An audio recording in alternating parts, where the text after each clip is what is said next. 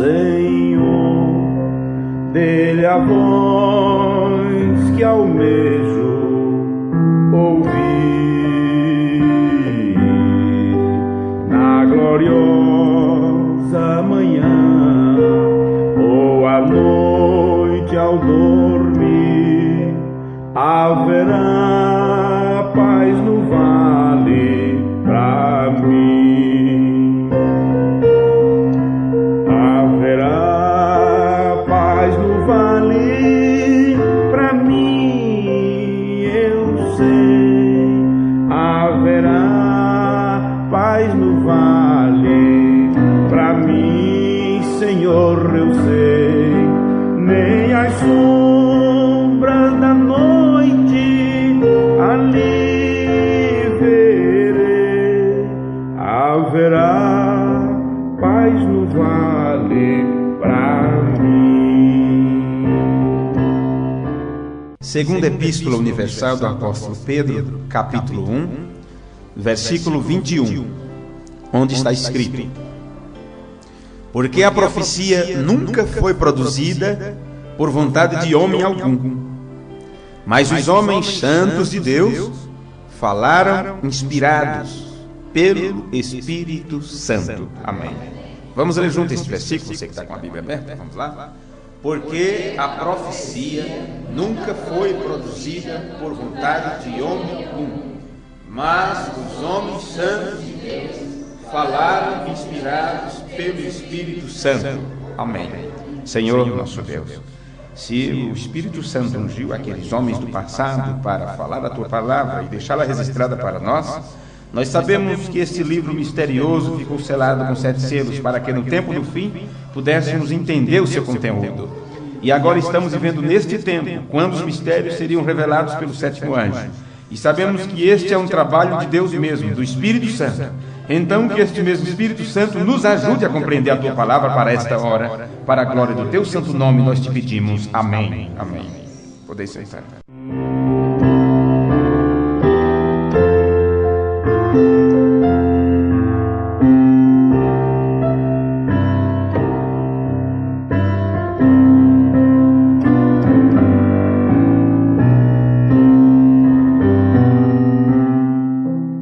Eu queria, juntamente com vocês, termos em pouco tempo uma continuação de uma série de mensagens que nós viemos pregando sobre Melquisedeque. Não sei se vocês estão lembrados. E não pense que eu estou esquecendo os assuntos que está ficando eu estou entregando em parte. E o assunto sobre Melquisedeque nós pregamos, se não me engano, 3 cultos sobre este assunto. E eu gostaria de trazer mais um pouquinho para nós hoje, porque à medida que a gente vai amadurecendo e vai encontrando mais luz sobre o assunto, isso nos ajudará mais um pouco.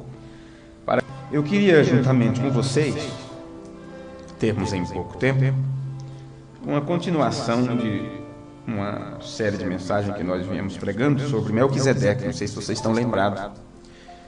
E não pense que eu estou esquecendo os assuntos que está ficando eu estou entregando em parte. E o assunto sobre Melquisedeque nós pregamos, se não me engano, 3 cultos sobre este assunto. E eu gostaria de trazer mais um pouquinho para nós hoje, porque à medida que a gente vai amadurecendo e vai encontrando mais luz sobre o assunto, isso nos ajudará mais um pouco, para que não só nós, mas isso está ajudando outras pessoas a compreender a doutrina da mensagem. Tem irmãos que nos ligam, que nos procuram, que nos escrevem carta, que telefonam e precisando, puxa, o próximo já manda, o culto de tal dia, manda para mim, e não esqueçam de mim, estamos dependendo disto aqui, os irmãos aqui estão querendo ouvir mais alguma coisa, a continuidade disso, e antes de ir para eles tem que passar por vocês primeiro. Então nós somos privilegiados, né? Somos privilegiados. E dentro desta série de assuntos mostrando quem é a pessoa de Melquisedeque, eu queria antes ler algo aqui na mensagem, no livro das Eras, na página 20, a revelação de Jesus Cristo, na página 20 exatamente, no final da página 20, diz assim: entretanto, antes de ficarmos preocupados demais com isto, vamos ler tanto a versão Rei Tiago, como a tradução pelo Dr. Lanza. são o rei Tiago, um dos tradutores da Bíblia, o Dr. Lanza também, um dos tradutores. O irmão Brando usava muito a Bíblia pelo Dr. Scofield, como nós usamos aqui a de João Ferreira de Almeida. Cada um desses homens que foram dotados com inteligência, né, para traduzir a Bíblia, cada um traduziu de uma forma mais perfeita possível, mas tinha deles que tinha entendimento melhor sobre a tradução do grego e do hebraico para a nossa língua, ou para o inglês, alguma coisa assim. O irmão Brando estava mostrando que essas diferenças de traduções da Escritura, nomes que tem em uma Bíblia e na outra a tradução é diferente, ele está mostrando por quê. E ele diz assim: antes de ficarmos preocupados com as diferentes traduções, não é? Vamos ler tanto a versão Rei Tiago como a tradução pelo Dr. Lanza. Para nossa satisfação, encontramos as palavras em ambas, surpreendentemente, as mesmas, de forma que não há realmente nenhuma diferença em conteúdo ou doutrina. Quer dizer, o ponto doutrinário não é modificado por causa das traduções diferentes. É como um dissesse assim: esta bolacha é gostosa, e o outro diz: esta bolacha é saborosa. O conteúdo não mudou, ambos estão dizendo que realmente está sentindo da bolacha, expressando a sua maneira, não é? Nós podemos até mesmo concluir que Deus tem permitido estes manuscritos recentemente descobertos e novas publicações de documentos originais já conhecidos chegarem diante de nós para provar a autenticidade do que já tínhamos. E descobrimos que, embora os tradutores possam disputar um com o outro, os documentos originais não o fazem. Os documentos originais não brigam um com o outro. Agora, você pode ver que não se pode basear a interpretação no profundo conhecimento dos estudiosos sobre a língua em que a Bíblia está escrita. Mas se você ainda não pode ver isto porque está velado em sua mente pela tradição, aqui está uma última ilustração. Ninguém pode duvidar que os escribas e fariseus e os grandes eruditos do ano 33 depois de Cristo conheciam as exatas leis de gramática e os significados exatos das palavras nas quais o Velho Testamento fora escrito. Mas apesar de todo o seu elevado conhecimento, eles falharam em ver a revelação da prometida palavra de Deus manifestada no Filho. Então, eu estou lendo isto exatamente do sermão que o irmão Brana pregou sobre a revelação de Jesus Cristo, porque é neste sermão onde você encontra muitas expressões quando ele fala que Jesus é Deus, ou Jeová do Velho Testamento é Jesus do Novo Testamento. E quando não se compreende o linguajar do profeta, você erra na doutrina. Você tem que entender que o ensinamento, ou o ponto doutrinário, é apostólico e profético. O pastor, ele não cria doutrina, o mestre não cria doutrina, o evangelista não cria doutrina de forma nenhuma. A doutrina vem do apóstolo e do profeta. Só que esses dois ministérios, eles falam de uma forma como se eles estivessem falando em parábolas, e as pessoas não conseguem entender claramente, porque não é para todo mundo entender. Então, precisa-se do ministério do mestre, do professor, do doutor, vamos dizer assim, para juntar as partes dentro do que pregou o apóstolo e o profeta, e ali dar forma à doutrina. O mestre, ele não cria uma doutrina. Ele, dentro do que ensinou o profeta e o apóstolo, ele forma o ponto doutrinário e apresenta para a igreja aquilo que foi estabelecido pelo profeta e o apóstolo. Por isso, o povo, não compreendendo o linguajar do profeta, eles erraram na compreensão da doutrina sobre Deus. E agora, quando mestres na mensagem e nas escrituras veio nos mostrando que muitos pregadores que estão na mensagem têm errado algo no ponto doutrinário, é porque estes mestres conhecem o linguajar do William Branham e mostra que o profeta do Senhor veio exatamente pregando o que os apóstolos pregaram. Mas a mensagem que comumente se entrega para as pessoas, ela é como se ela entrasse em choque, porque não bate. Não dá para você dizer que Jesus é o próprio Pai, sendo que a Bíblia diz que o Pai habita no Filho. Então, por isso que dentro desta série de Melquisedeque, nós estamos entrando mais a fundo na diferença que há entre o Pai e o Filho. Então, observe que nesta mesma mensagem, onde ele mostra que Jeová do Antigo Testamento é Jesus do Novo Testamento, porque ali você não pode separar um do outro, uma vez que Jeová, Elohim mesmo, o Espírito Santo, estava em plenitude no corpo de seu Filho. Por isso que Jesus do Novo Testamento é Jeová do Velho Testamento. Nesta mesma mensagem, ele diz aqui, olha, apesar de todo o seu elevado conhecimento, eles falharam em ver a revelação da prometida palavra de Deus manifestada no Filho. Lá estava ele descrito desde Gênesis até Malaquias, com capítulos inteiros devotados a ele e seu ministério. E, no entanto, com exceção de alguns que foram iluminados pelo Espírito, eles falharam inteiramente em vê-lo. Nós agora chegamos a uma conclusão. Conclusão essa que já encontramos na palavra. Por mais que creiamos em tentar encontrar os mais antigos e melhores manuscritos para obter o melhor registro possível da palavra, nós nunca conseguiremos o verdadeiro significado dela pelo estudo e comparação das Escrituras, por mais sinceros que sejamos. O mensageiro de Deus está sendo enfático aqui, muito claro, quando ele diz que por mais que se deseje, você nunca encontrará o verdadeiro conhecimento sobre Deus, comparando a Escritura, estudando a Escritura, simplesmente assim. Porque se conseguissem, então os adventistas tinham a verdade sobre Deus. Se pelo estudo e comparação das Escrituras se encontrasse o que é Deus, o que é a verdade das Escrituras, os testemunhos de Jeová eram os principais, porque eles estudam e muito bem. E assim muitas outras religiões. Eu vou repetir para vocês isso. Por mais que creiamos em tentar encontrar os mais antigos e melhores manuscritos para obter o melhor registro possível da palavra, nós nunca conseguiremos o verdadeiro significado dela pelo estudo e comparação das Escrituras, por mais sinceros que sejamos. Então, o que eu necessito? O que vamos necessitar, então, para encontrar a essência da coisa? Ele continua. Será necessária uma revelação de Deus para trazê-la à luz.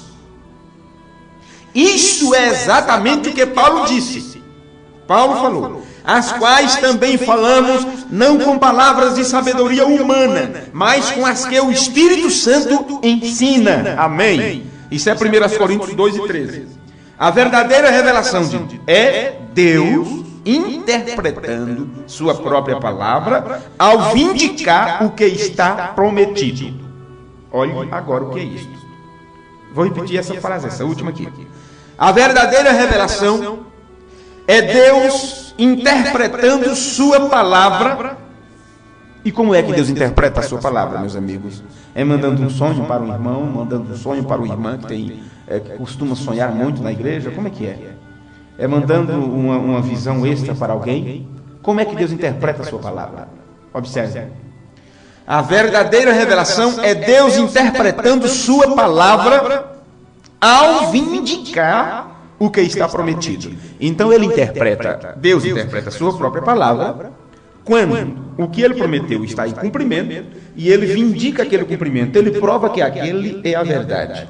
Uma prova, um pequeno exemplo, era quando Jesus dizia assim: Pai, eu sei que tu sempre me ouves. Tu sempre me ouves. Mas eu falo isso não por mim, mas por eles, para que eles creiam que tu me enviaste. Então ele se vira para a sepultura e diz: Lázaro, sai para fora. Jesus era o cumprimento das profecias. E ela estava em perfeito cumprimento.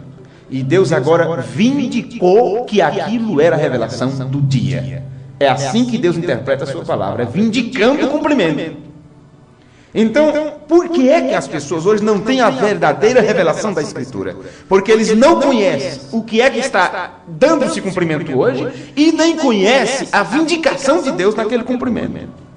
Por eles não ver que Deus prometeu para os últimos dias um revelador de mistérios, eles também não podem ver Deus vindicando aquele mistério, porque na verdade isso não é para eles.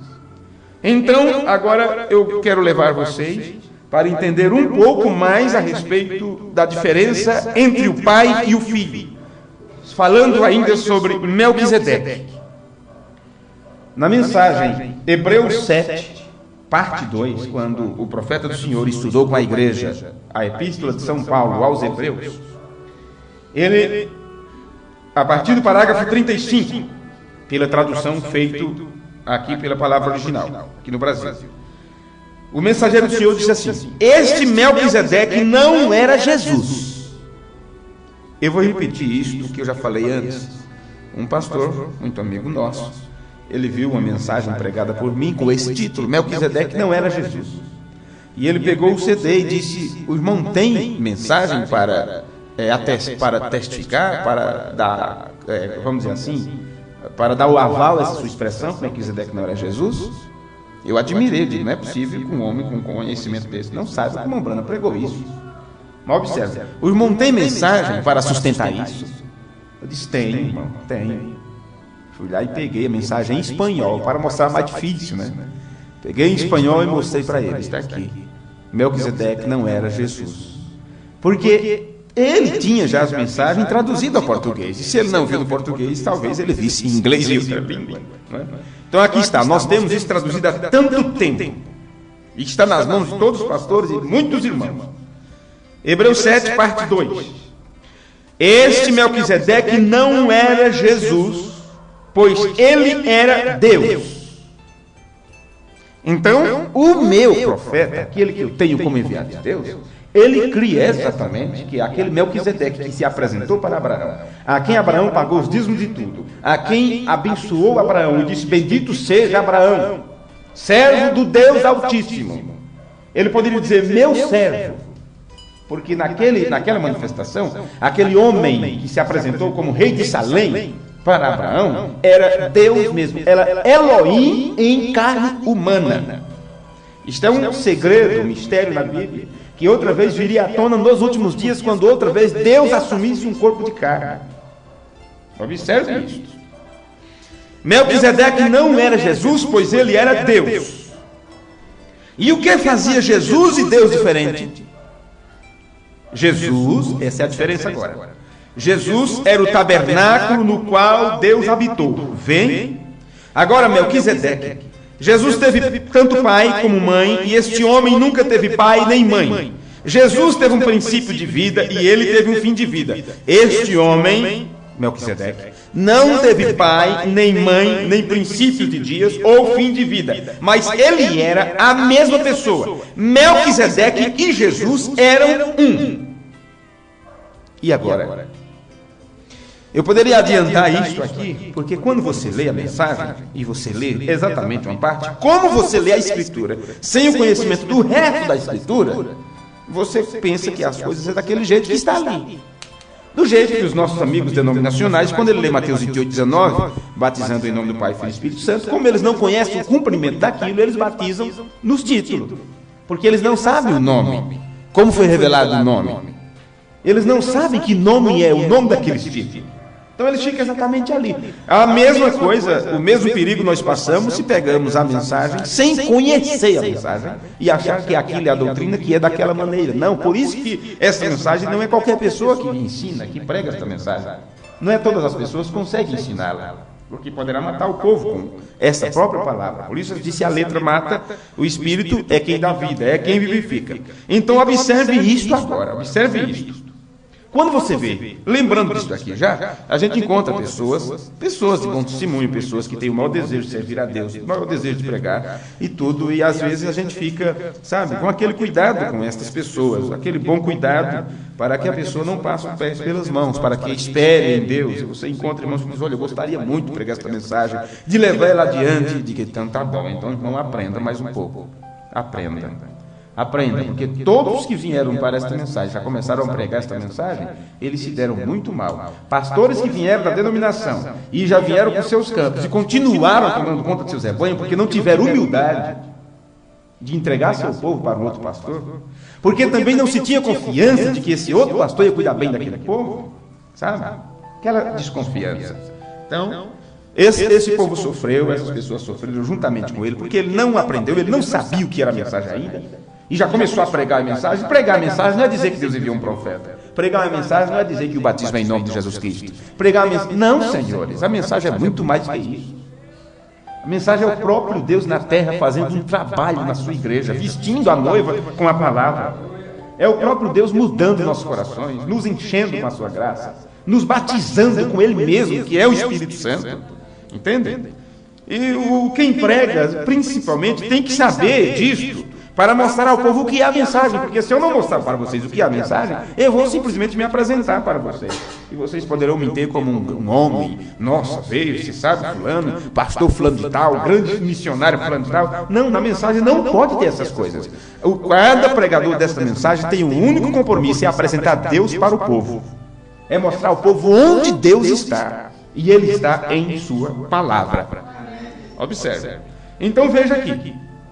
Observe a expressão do irmão Branham. Por isso que eu fiz todo esse comentário por causa dessa expressão. Olha.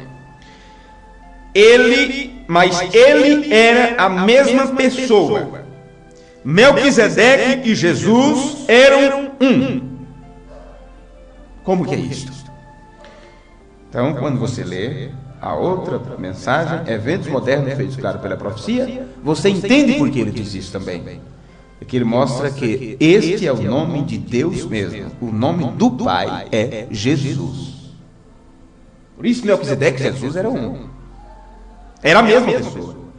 Mas Melquisedeque não era aquela manifestação de filho. Não, senhores. Aquele gerado do ventre de Maria, Melquisedeque que o gerou. E recebeu o seu nome. Por isso, irmão Branham diz assim: eu sou Branham, porque meu pai também era Branham. Então, aquele menino que nos nasceu foi chamado Jesus, porque esse é o nome de seu pai. Jesus significa Jeová é Salvador. Vê que coisa? Aí ele diz: mas Jesus era um corpo terreno, nascido e formado segundo o pecado, o próprio corpo de Deus, seu próprio Filho, nascido e formado segundo o pecado, para tomar o ferrão da morte, para pagar o preço e receber filhos e filhas a si mesmo. Você entende isso? Essa é a razão pela qual ele teve um princípio, ele teve um fim. Isto eu li a mensagem Hebreus 7, parte 2, a partir do parágrafo 35 da tradução feita aqui no Brasil. Agora, mensagem Por que clamas? Fala. Parágrafo 48. Observe isto atentamente, porque nós não estamos aqui pregando coisas de você sair aliviado dos seus problemas e da sua luta do dia a dia. Isso é muito bom, aquelas mensagens de avivamento. Nossa, nós precisamos disso. Mas quando se trata da doutrina, quando se trata do ensinamento, isto é o que estabelece a tua fé. Isto é o que estabelece você na palavra. Então vamos aqui. Porque clamas fala a partir do parágrafo 48. Agora, quantos sabem que Cristo é o Espírito de Deus? É uma pergunta que ele está fazendo. Quantos sabem que Cristo é o Espírito de Deus? Então, se você não tiver uma mente mais esclarecida, você vai pensar assim: será que o irmão Branham está dizendo que Jesus é o Espírito de Deus? Não, ele está dizendo: quantos sabem que Cristo é o Espírito de Deus? Porque Cristo é o Espírito Santo. Cristo não é Jesus. Cristo é o Espírito Santo. Quando você fala Jesus Cristo, você está falando de Deus mesmo, o Pai habitando no Filho. Cristo, Jesus ungido com o Cristo, Jesus ungido com o Espírito. O Espírito nele faz dele o Cristo, o ungido com Deus. Veja, nós todos sabemos isso. Ele é o ungido. Jesus era o ungido. Há pessoas que creem que há 3 ou 4 deuses diferentes. O tem tudo confundido, vem? Deus é um espírito. Jesus era o corpo no qual o Espírito de Deus morou. O fez Emanuel. Meu Deus, tantas pregações a respeito disso, defendendo a doutrina unicista, combatendo exatamente o assunto sobre a deidade. Usando a Escritura ainda. Quando diz Emanuel, Deus conosco, aí diz assim, está vendo? Jesus é o próprio Deus, é o próprio Pai, por isso que é Emanuel, que quer dizer Deus conosco. O mensageiro do Senhor nos ensinou exatamente isso. Jesus era o corpo no qual o Espírito de Deus morou. O fez Emanuel. O que fez Jesus Emanuel? Deus habitando nele, Deus no homem, Deus numa carne. Então muitos ficarão decepcionados, tristes e com a orelha caída quando ouvir dizer isto, olha, do Calvário, aliás, do Getsemane, está certo agora, mais ou menos? Do Getsemane até o Calvário, ele era totalmente um homem, porque Deus o tinha abandonado. Olha, isso foi pregado no Encontro de Pastores no ano de 1995. E quando aquilo foi pregado ali, eu estava presente. Mas quem se apercebeu disso? O pastor veio lá da África do Sul, pregou sobre isso, todo mundo gritou, aplaudiu, glorificou e tal. Mas eu mesmo não entendi. E creio que também os outros não entenderam, porque se tivesse entendido, não estaria hoje combatendo o ensinamento sobre Deus, sobre a doutrina da mensagem. Aí agora veio um irmão, depois de tantos anos, entregar a fita. Ô irmão, eu queria que o irmão pegasse essa fita aqui e passasse ela a incender para mim. Aí eu começo a ouvir a fita e eu digo, então, o teu estava presente, Aí ali o pastor fala, é exatamente o que estamos pregando hoje, depois de tanto tempo, mas agora nós estamos pregando sabendo o que estamos falando. Quando ele diz assim, o Pai o abandonou no jardim, e ele como um homem, Jesus, totalmente como homem, foi até o Calvário. Vem só? Então por que ele é Emanuel, Deus conosco? Porque ele é o próprio Pai, o próprio Deus? Não, senhores. Jesus era o corpo no qual o Espírito de Deus morou. O fez Emanuel. Deus tabernaculizando na terra. Quer dizer, Deus habitando num tabernáculo, numa morada, porque a palavra tabernáculo quer dizer morada e lugar de habitação. Então o tabernáculo de Deus foi Cristo, Jesus Cristo. Veja. Então ali estava Deus tabernaculizando, ou morando, habitando na terra. Ele era Deus. Jesus Cristo era Deus. Agora sim. Jesus Cristo era Deus. Por quê? Porque o Pai estava morando nele. Então você não poderia ter outro ser, outra divindade separada do Filho. Porque o Pai estava dentro dele, fazendo dele Emanuel. O próprio Deus estava na terra, habitando no corpo do seu próprio Filho. Ele era Deus. Jesus Cristo era Deus. Todavia, ele era o Filho de Deus. Essa é a separação. Ele era Deus e ele era o Filho de Deus. Mas como a mesma coisa? Porque o Pai estava habitando no Filho. Então tinha uma hora que o Pai falava, outra hora o Filho falava. E por isso eles ficavam confundidos sem entender o que era aquilo. Uma hora ele falava, o Filho falava. Daqui a pouco o Pai falava. E eles ficavam totalmente tontos e procuraram apedrejar.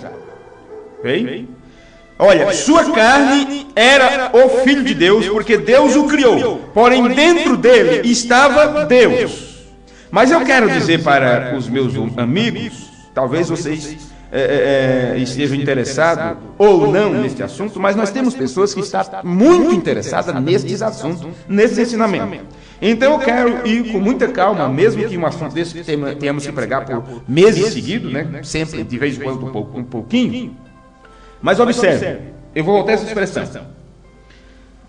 Porém, Deus estava dentro dele. Sua carne era o Filho de Deus, porque Deus o criou. Porém, dentro dele estava Deus.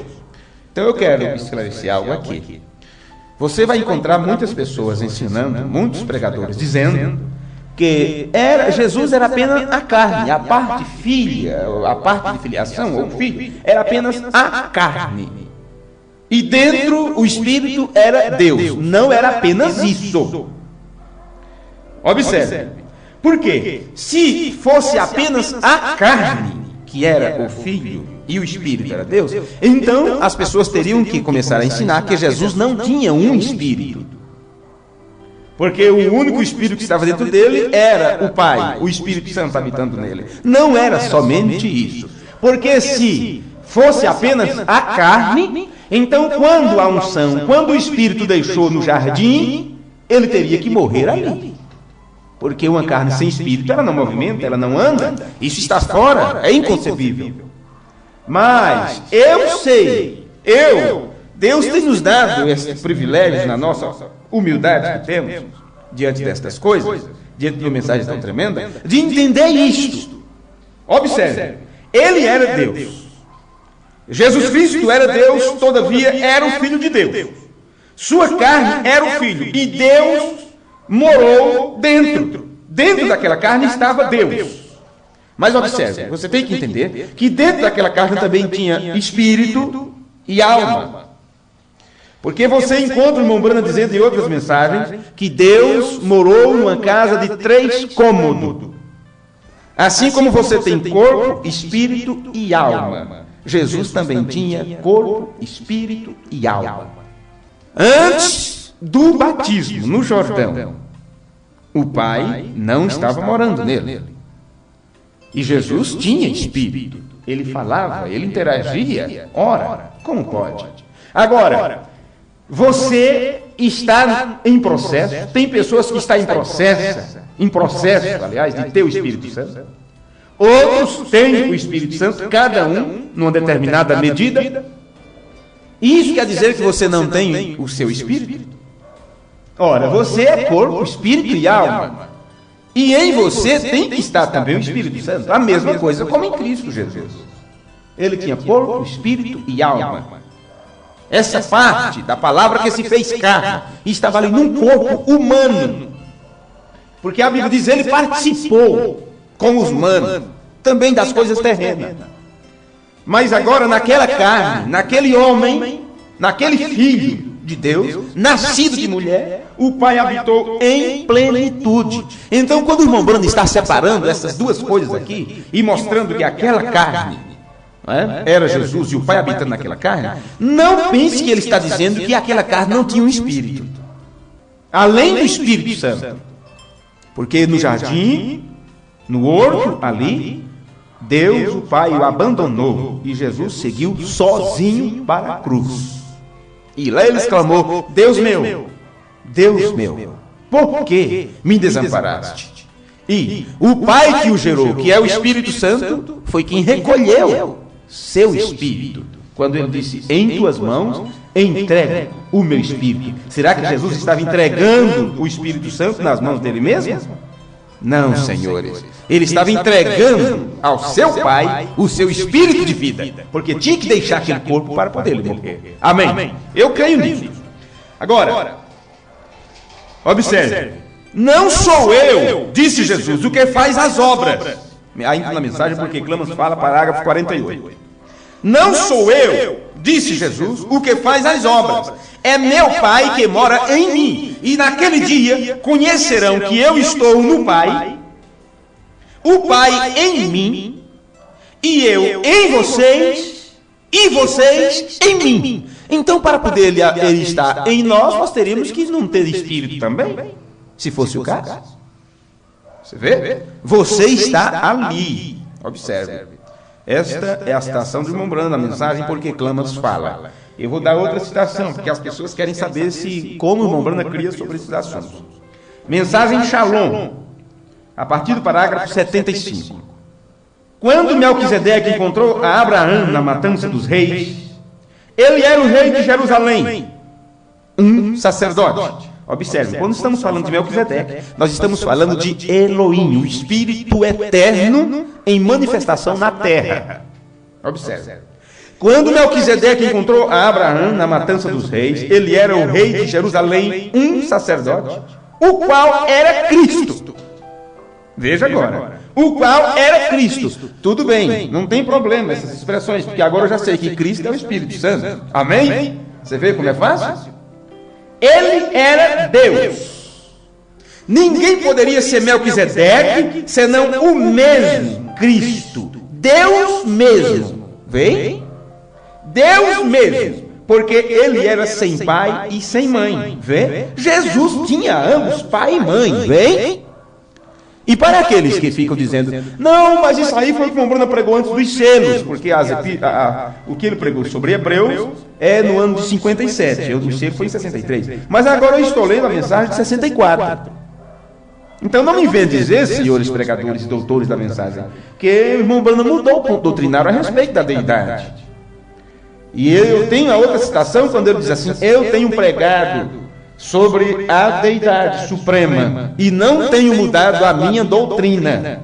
Eu creio nisso, ele não mudou. Aqui está, depois dos selos, um ano depois dos selos, mais de ano, 6 meses quase depois dos selos, ele dizendo, Deus mesmo, porque Deus mesmo veio, ele era sem pai e sem mãe, mas Jesus tinha a ambos pai e mãe. Assim que este homem era sem pai, sem mãe, sem princípios de dias ou fim de vida. E quem quer que fosse, todavia, vive. Ele era rei nesse tempo, de Salém, que se interpreta rei de paz. Shalom, rei de Jerusalém. Quem encontrou a Abraão lhe deu vinho e pão, comunhão, depois da batalha. Um tipo muito belo ali, no capítulo 7 de Hebreus, o encontramos.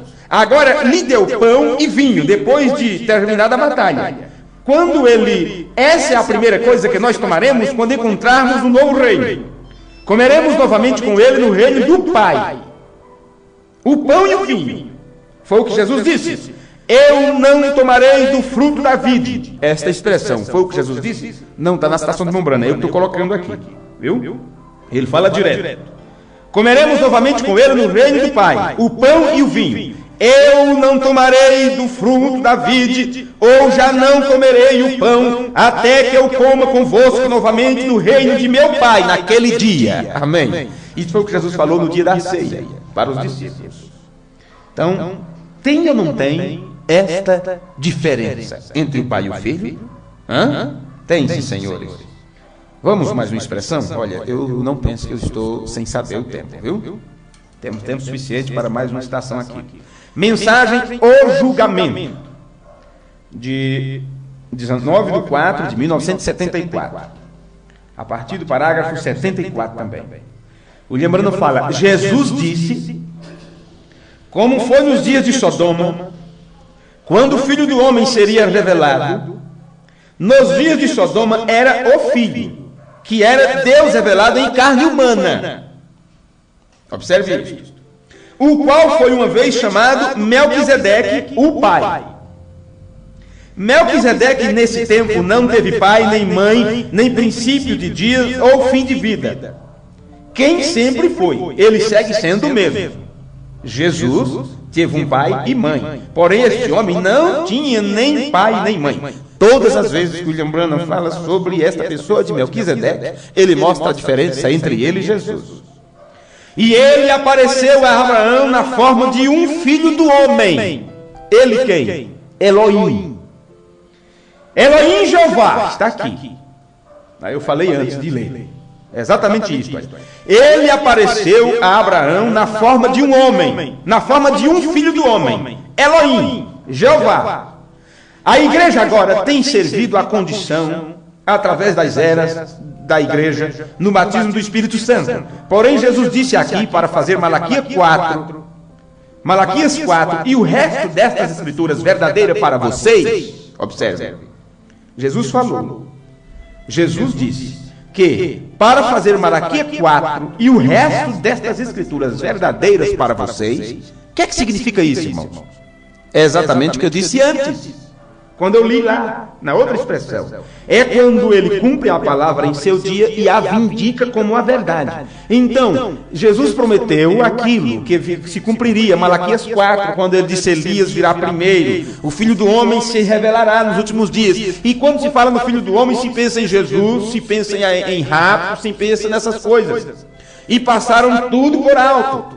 Porque tanto a Bíblia quanto a mensagem está mostrando que essa manifestação de Filho do Homem era a mesma que se manifestou para Abraão, e quando se manifestou para Abraão, foi Elohim mesmo numa carne, quando se manifestou para, há 2000 anos atrás, na rua de Jerusalém, foi outra vez Elohim na carne de seu filho, E para cumprir Malaquias 4, Mateus 17, 11, Lucas 17, 22 ao 30 e Apocalipse 10, 7, é outra vez Elohim mesmo em um homem na terra.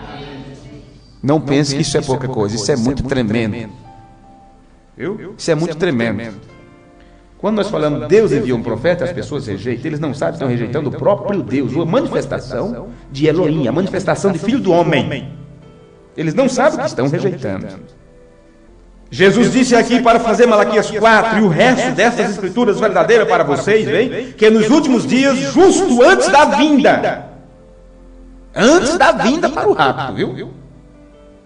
A cena do mundo será como Sodoma. O que foi nos dias de Sodoma? Foi o homossexualismo. Homens vivendo com homens e todas estas coisas. Mas não está exatamente assim? Claro, está exatamente assim. Observe o que lembrando disso. Justo antes da vinda, a cena do mundo será como Sodoma. E o Filho do Homem será revelado a si mesmo, como o Filho do Homem fez nos dias de Sodoma. Do mesmo jeito que o Filho do Homem fez nos dias de Sodoma. O que é Filho do Homem? É o ser profético, Deus numa carne, revelando-se para o povo. Deus numa carne, dando cumprimento à sua palavra e vindicando diante do seu povo. Foi assim que ele fez nos dias de Abraão, revelou as coisas para Abraão, disse: Abraão é meu amigo, eu não posso esconder as coisas para ele. Fez a mesma coisa quando estava habitando no corpo de seu filho. Disse para os discípulos: vocês não são estranhos, eu vos chamo de amigos, e a amigos se revelam os segredos. Por isso ele disse: a vós vos é dado conhecer os mistérios do reino dos céus, a eles não. Era Elohim outra vez em um corpo de carne. Por isso que o filho teve que participar da carne e do sangue. Porque o próprio Deus teria que vir numa carne para poder revelar ou manifestar Filho do Homem. Agora é exatamente do mesmo jeito. E quando vem essa mesma manifestação e Deus usa o corpo de um homem, um profeta, e o unge, como assim diz o Senhor, então outra vez o Filho do Homem se revela e se manifesta. E assim como nos dias de Abraão foi apenas para um pequeno grupo, agora teria que ser outra vez para um pequeno grupo. Deixe o mundo como está, na Sodoma que estão, e eles estão prontos exatamente para o fogo. Mas você está se preparando para cear, para o pão e o vinho no reino do Pai. Amém? Por isso que é importante a compreensão sobre Melquisedeque, para que você entenda o que tem acontecido nesses últimos dias. Quando falamos no cumprimento da Escritura, não pense que é apenas um profeta no meio das pessoas. É o próprio Deus habitando numa carne, ungindo um homem, e depois que esse homem se vai, a mesma unção que estava sobre ele vem sobre o povo, como aconteceu com Jesus. Primeiro em Jesus, depois na igreja primitiva, depois do povo.